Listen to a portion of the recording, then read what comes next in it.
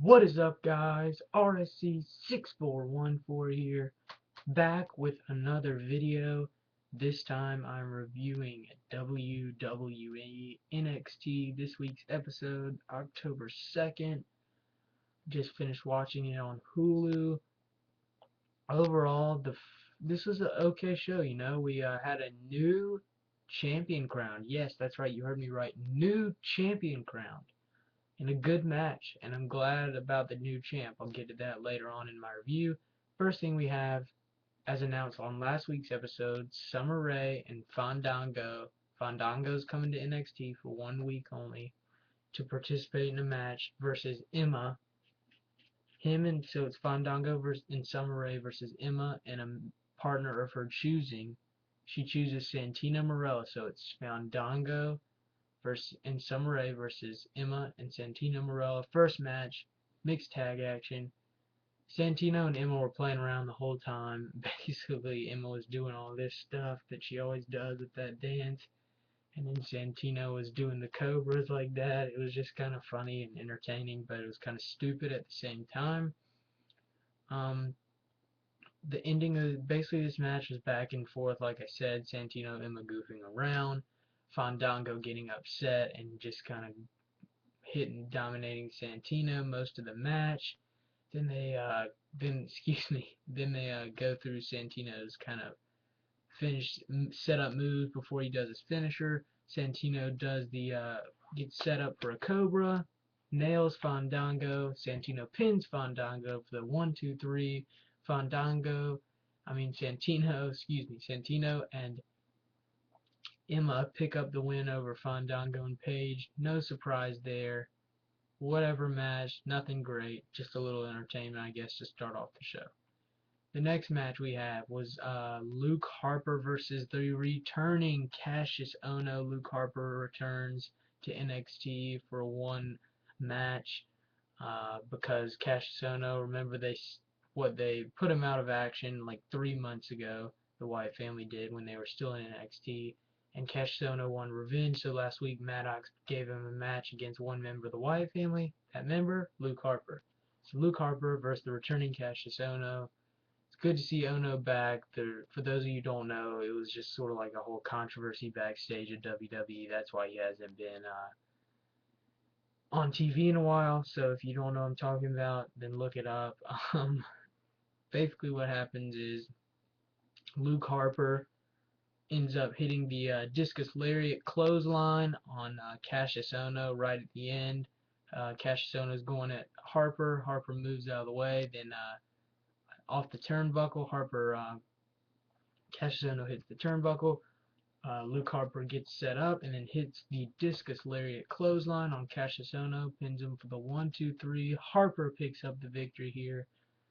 I thought maybe Cassius Ohno's returning match he might pick up the win here, but it was sort of a short, like 4 or 5 minute match.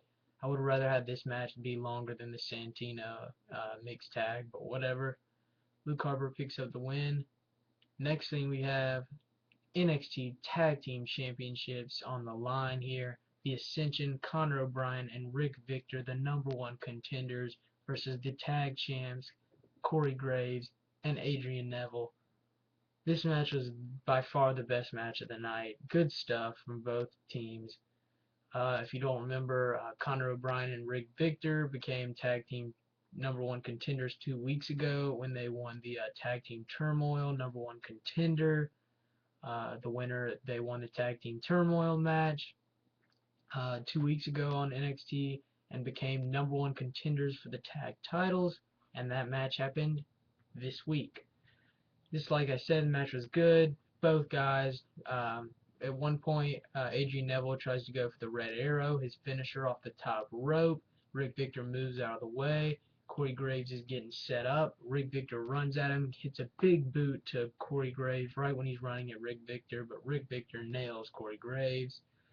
Then Conor O'Brien gets in the ring.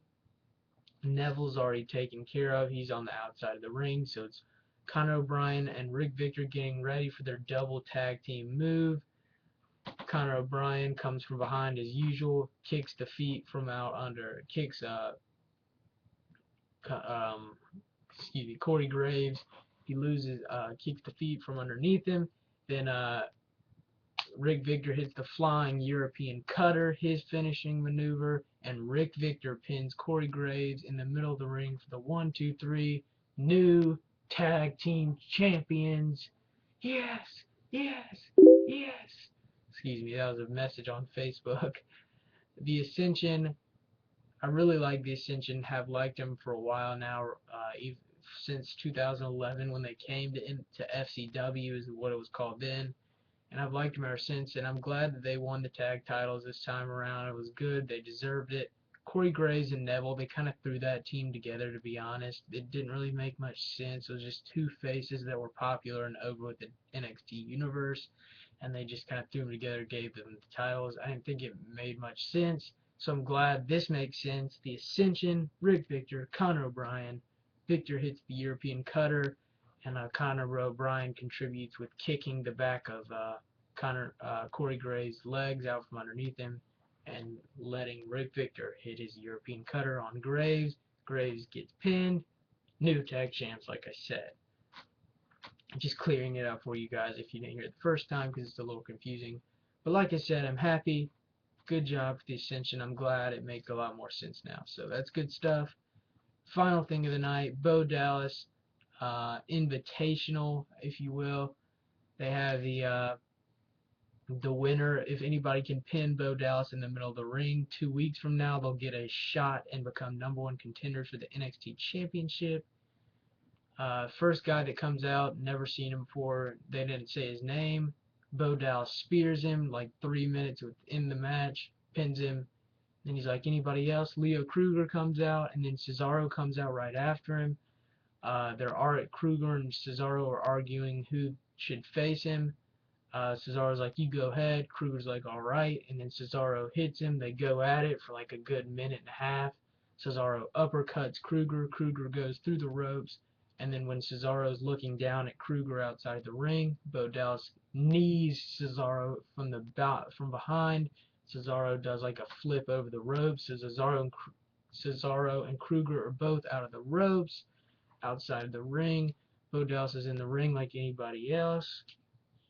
Then this masked guy who looks a lot like El Local comes out, but he's not really El Local. You could tell it's Sami Zayn if you watch El Generico in the Indies before. That was who Sami Zayn was before he came to the WWE. Sami Zayn comes in, gives a big boot to Bo Dallas in the corner, pins Bo Dallas 1, 2, 3, and everybody's like, yeah. Everybody knows it's Sami Zayn. I know it's Sami Zayn. The commentators are like, this is the biggest upset ever, when really they know it's Sami Zayn. And it was kind of funny and clever how they did that, because Bo Dallas said Sami Zayn is the only competitor that cannot face him to become #1 contender. He cannot participate in the Invitational. So Sami Zayn puts a mask on, and technically he's a different person.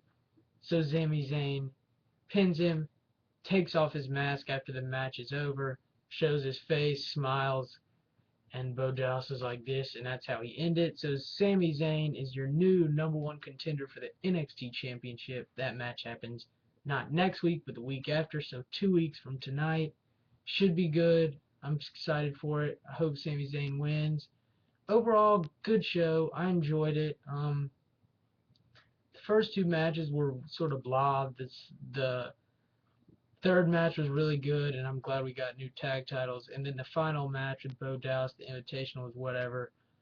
So I'm going to give this an overall of a 5.5 out of 10. That's my overall grade, 5.5 out of 10. Hope you enjoyed my review. Check out my other videos and subscribe. Thanks, guys.